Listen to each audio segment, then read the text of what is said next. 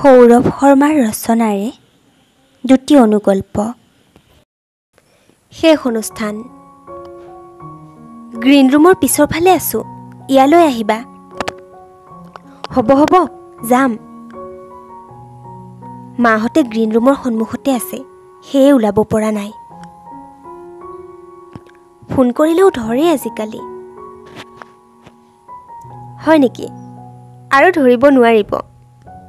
মেট্ৰিকৰ এডমিটখন লৈ আনিছানে? আনিছোঁ। মোৰ নাচটো হোৱাৰ পিছতে যাম। গাড়ী ষ্টাৰ্ট কৰি ৰাখিবা।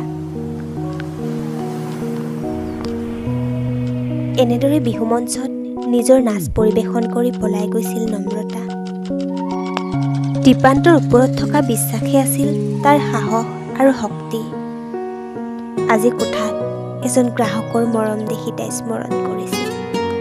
প্ৰেমৰ প্ৰতাৰণা কিমান বিষাক্ত হ'ব পাৰে। 7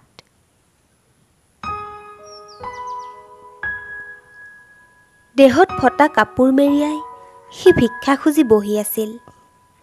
তাৰ ভিক্ষা পাত্ৰখনৰ বাহিৰত দুটামান মুদ্ৰা পৰি আছিল।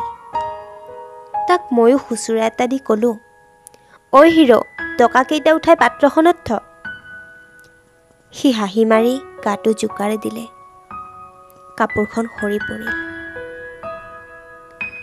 নিজকে ধিক্কাৰ দিলোঁ, কিয় তাক হিৰ' বুলি ইটিকিং কৰি টকাকেইটা উঠাব কৈছিলোঁ। মোৰ হাতেৰে উঠাই দিলোঁ ভিক্ষা পাত্ৰখনত।